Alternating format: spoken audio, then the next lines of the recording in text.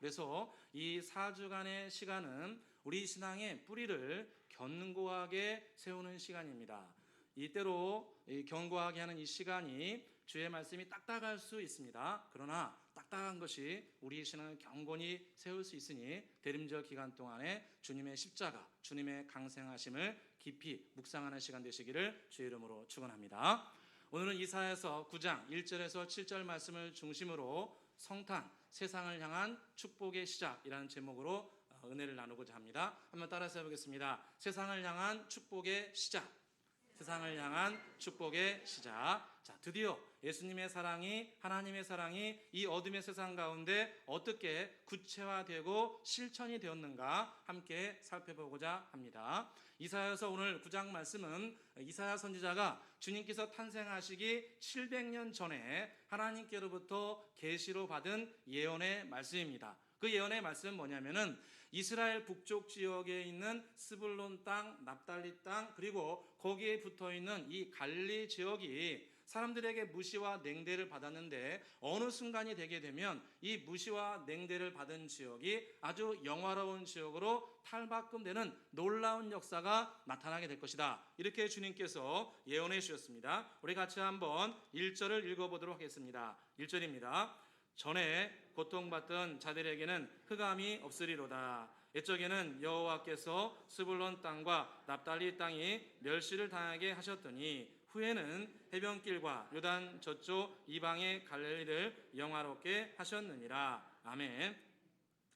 스불론 땅과 납달리 땅, 이 땅은 지리적으로 보게 되면 이스라엘 북부 지역의 북단 끝에 있는 지파입니다. 그래서 이스라엘 지파들이 이 가나안 땅을 차지할 때 이 제비뽑기를 해가지고 지파별로 땅을 받았는데 안타깝게도 이 스불론 지파, 납달리 지파는 어느 지역을 받았게 되냐면 이스라엘의 최북단 지역을 받게 됩니다.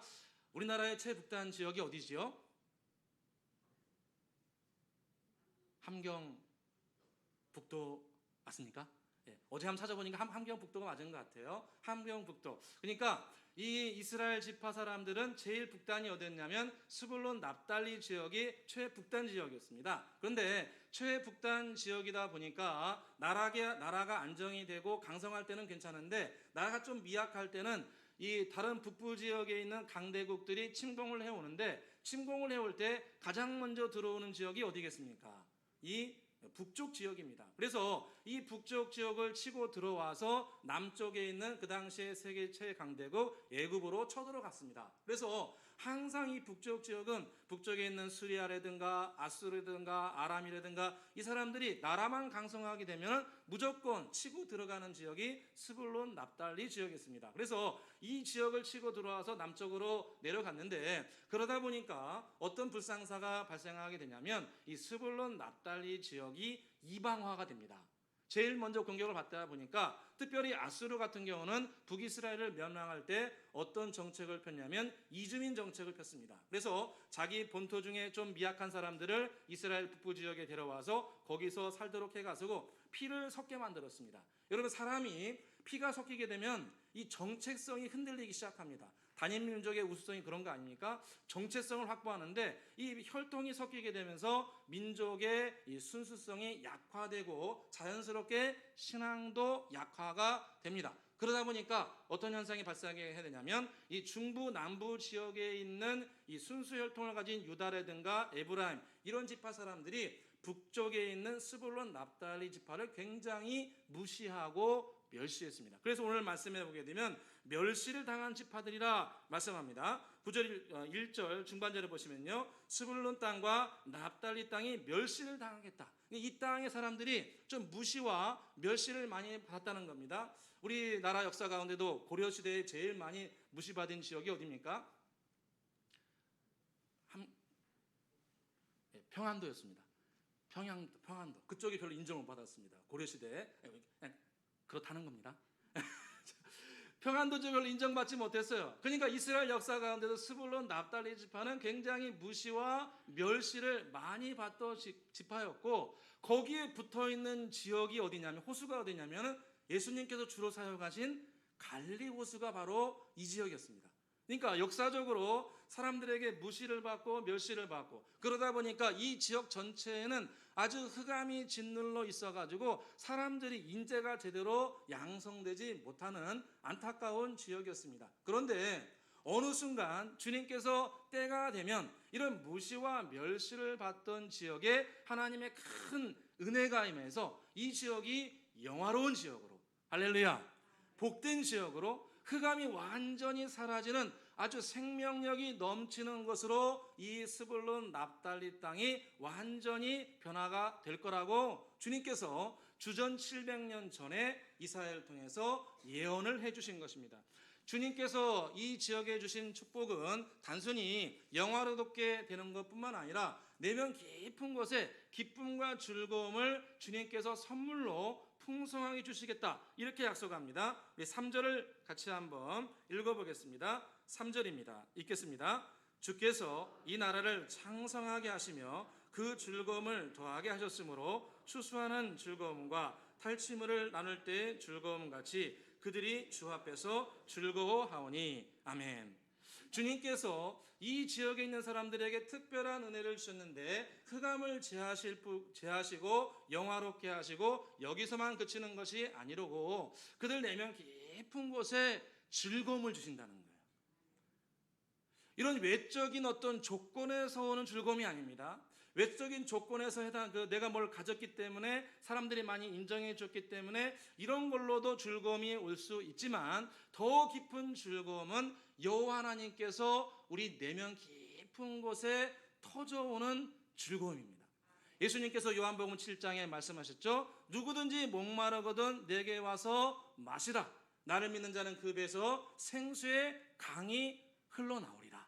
할렐루야. 바로 내면 깊은 곳의 즐거움과 생명을 우리 가운데 선물로 주시겠다고 약속하신 겁니다. 여러분, 우리가 삶을 살아가면서 우리 모두는 때로 흑암이 우리를 짓누르기도 하고 때로는 무시와 냉대가 우리를 절망시키기도 하고 우리를 절망의 그늘로 깊이 떨어뜨리기도 하고 내가 왜 사는지 많은 건 갖춰진 것 같은데 내 마음 깊은 곳에 즐거움과 희망이 사라지는 경우도 종종 우리에게 찾아올 수 있습니다. 그 어려움을 어떻게 극복해 나가는가? 오늘 성경에 그 모든 것의 뿌리는 바로 두 가지로부터 시작이 된다, 이렇게 선지자가 예언하고 있습니다. 두 가지 일 때문에 우리 인류는 새로운 희망을 얻을 수 있고 새로운 회복을 얻을 수 있고 내면 깊은 곳에 무엇이 갖춰져서 오는 즐거움이 아니라 존재 자체로부터 오는 즐거움을 우리에게 선물로 주시겠다는 겁니다. 할렐루야. 정말 놀랍지 않습니까? 누군가 오셔서 이 일이 이루어지는데 우리가 잘 아는 것처럼 한 아기가 오셔가지고 이 모든 것이 시작이 된다는 겁니다. 우리 6절을 같이 한번 읽어보겠습니다. 6절입니다. 읽겠습니다. 이는 한 아기가 우리에게 낳고 한 아들을 우리에게 주신 바 되었는데 그의 어깨에는 정사를 메었고 그의 이름은 기묘자라 모사라 전능하신 하나님이라 영존하시는 아버지라 평강의 왕이라 할 것임이라. 아멘. 한 아기가 나셨다는 거예요. 근데 오늘 성경을 잘 보면 누구에게 났다고 합니까? 한 아기가 우리에게 났다.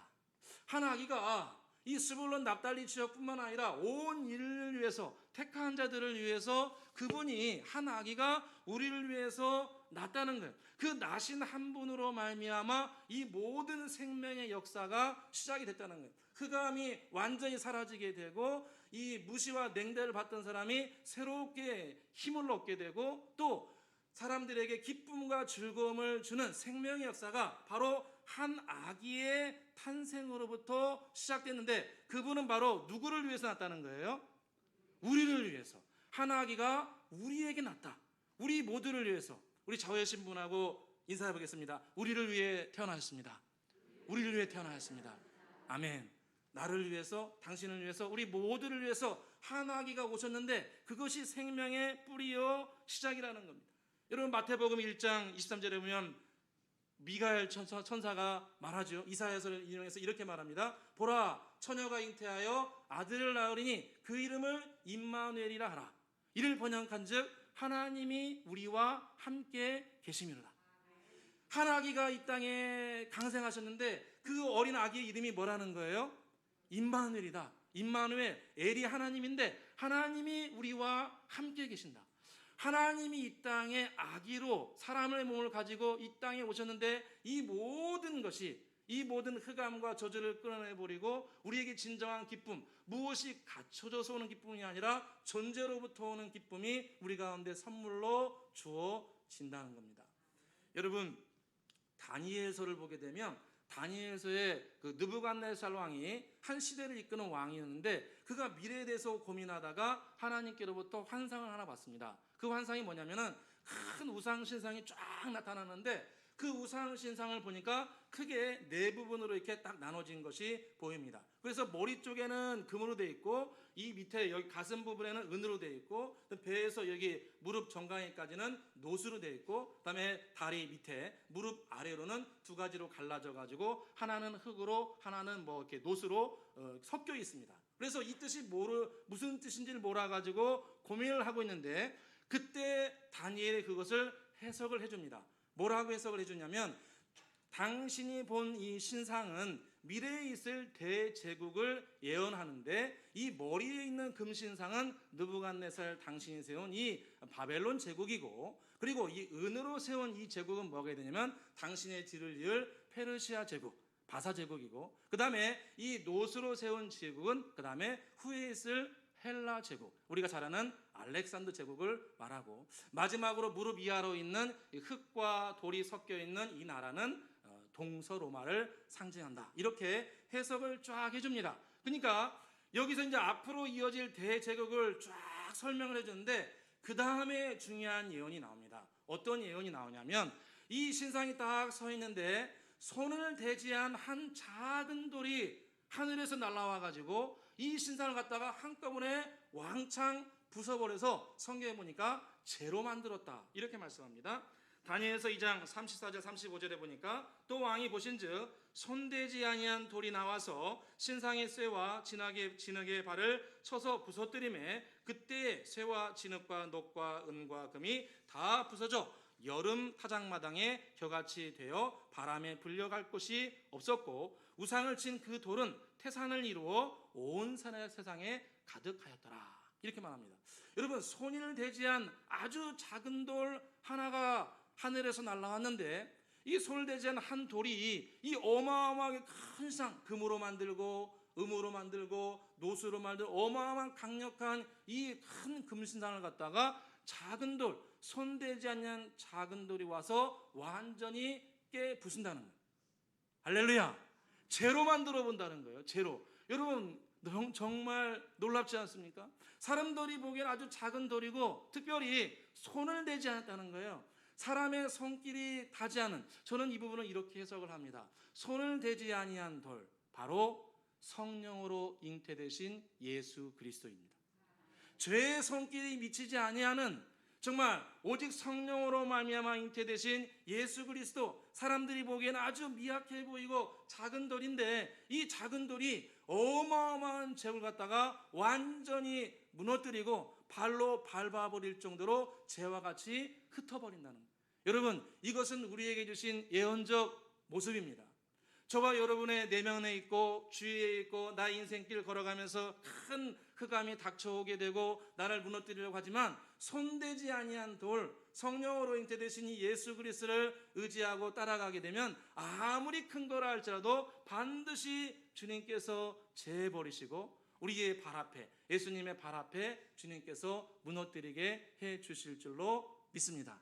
손을 대지 아니한 작은 돌. 성경에 보니까 예수님은 하늘 영광 버리시고 이 땅에 강생하셨다 말씀합니다. 빌립보서 2장 6절에 그는 근본 하나님과 본체시나 하나님과 동등됨을 취할 것으로 여기지 아니하고 오히려 자기의 몸을 낮추시고 사람들과 같이 되셨음에 자기를 낮추시고 죽기까지 복종하였으니 곧 십자가에 죽으심이라.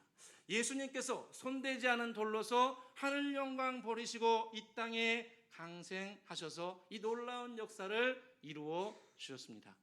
그 예수님은 저와 여러분을 지극히 사랑하셔서 오셨습니다. 저와 여러분을 지극히 사랑하셔서 손대지 않은 작은 돌로 성령으로 이 땅에 강생하셨습니다. 하셨습니다. 요한일서 4장 10절에 사랑은 여기 있으니 우리가 하나님을 사랑한 것이 아니요 하나님이 우리를 사랑하사 우리 죄를 속하게 하여 화목제물로 그 아들을 보내셨느니라. 하늘 영광 버리시고 이 땅에 저와 여러분과 같은 사람의 몸으로 예수님께서 강생하셨다는 겁니다. 우리가 대림절 기간을 준비하고 4주간을 보내면서 나를 위해서 하늘 영광 버리시고 이 땅에 오신 손대지 않은 작은 돌 예수 그리스도께 우리가 깊이 감사하는 시간 되시기를 주의 이름으로 축원합니다. 두 번째로 이런 흑암을 완전히 거치게 하고 우리에게 영화롭게 하고 우리 내면 깊은 곳에 즐거움을 주는 이 두 번째 근거는 뭔가? 바로 한 아기가 우리에게 주어졌다는 것.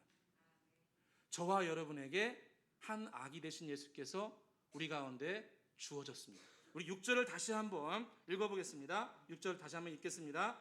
이는 한 아기가 우리에게 낳고 한 아들을 우리에게 주신 바 되었는데 그의 어깨는 정사를 메었고 그 이름은 기묘자라 모사라 전능하신 하나님이라 영존하신 아버지라 평강의 왕이라 할 것입니다. 아멘. 전능하신 하나님이요 온 세상을 다스리고 계신 주 예수 그리스도께서 하늘 영광 보시고 이 땅에 한 아기 오셔서 당신 자신을 우리에게 주셨다는 겁니다. 한 아들을 우리에게 주신 바 되었다. 이 땅에 우리를 위해서 나신 그분은 당신의 인생을 그냥 살아갈 수 있습니다. 당신 원하는 대로 그냥 살아가실 수 있어요. 근데 성경에 보니까 한 아기가 누구에게 주셨다는 겁니까? 우리에게 주셨다. 예수님은 당신의 살과 피를, 당신의 생명을 저와 여러분에게 주셨습니다. 이게 놀라운 비밀 아니겠습니까? 우리는 있잖아요, 정말 때로 교만해서 자존심 하나 안 줍니다. 내 자존심을 건드려? 절대로 안 줘요. 내 돈 좀 건드려서도 내 자존심을 건드려? 내 돈을 건드려? 절대로 안 줘요. 뭐 나쁘다고 할 수 없죠. 그런데 예수님을 묵상해 보면 예수님은 당신 자신을 우리를 위해서 주셨습니다. 이게 우리 모든 축복의 뿌리라는 거예요. 히브리서 말씀 보니까 피 흘림이 없이는 죄사함이 없다 이렇게 말씀하시죠. 피를 흘리지 않고는 죄에 대해서 완전한 죄값을 치를 수 없다. 구약시대 짐승의 제사는 피의 제사는 부분적이고 불완전합니다. 그런데 참 하나님이요 참 사람으로 오신 예수 그리스도는 우리를 위한 완전한 제사, 온전한 제사를 드려서 당신의 생명을 완전히 우리에게 주셨습니다. 할렐루야.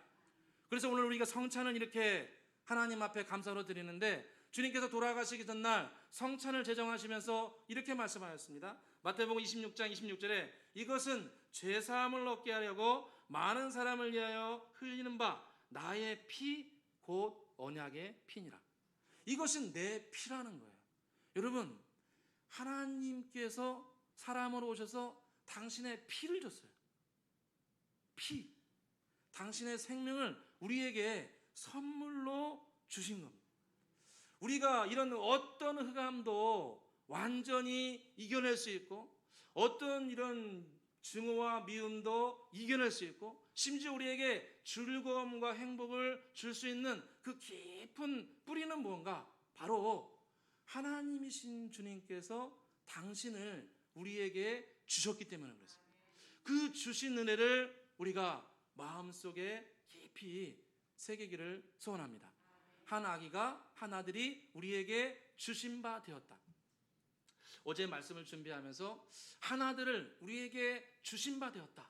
이 말씀을 묵상하면서 제가 두 가지를 생각해 봤습니다. 첫째는 나에게 우리에게 주셨으니 좀 많이 모시자. 나에게 당신 자신을 줘버렸으니 내가 어떤 상황 가운데도 예수님을 충만히 모시자. 아멘 합시다.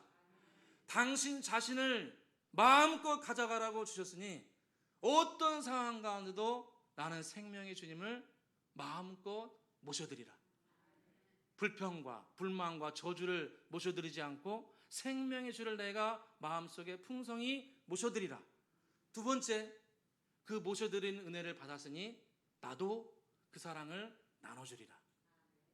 여러분, 사도 바울과 실라를 보니까요, 2차 세계대전 여행할 때 빌립보 지역에 전도를 하는데요, 사람들에게 복음을 전했는데 사람들이 거기서 기분 나쁘다고 돌로 쳐진 않고 매를 잡아가지고 매를 때리고 감옥에 쳐넣습니다. 성경에 보니까 보통 때린 것이 아니라 엄청나게 때렸다고 나옵니다. 사도행전 16장 23절에 보니까 많이 친 후에 옥에 가두고 간수에게 명하여 든든하게 지키게 하였더라. 여러분, 생명의 복음을 이렇게 전해가지고 사람들을 살리고 변화시키고 하는 일에 마음을 들였는데, 야, 너 일로 와봐 가지고 관원들이 이 두 사람을 갖다가 매를 많이 치고 감옥에 쳐놨다는 거예요. 여러분, 얼마나 그 순간에 기분 나빴겠어요. 좌절했겠죠. 정말 자존심도 상하고 힘들었을 거예요. 여러분, 심지어 성경에 보니까 수족을 메어가지고 묶어놨다고 합니다. 여러분, 깊은 감옥에 아무도 없는 곳에 잘못한 것이 없는데 때려가지고 깊은 곳에 집어넣었을 때 얼마나 그 마음이 상했겠습니까? 그런데 성경에 보니까 이 바울과 실라가 한 행동이 나오는데 뭐라고 말씀하냐면, 그 순간에 하나님 앞에 기도하고 하나님을 찬양하기를 힘썼다고 나옵니다.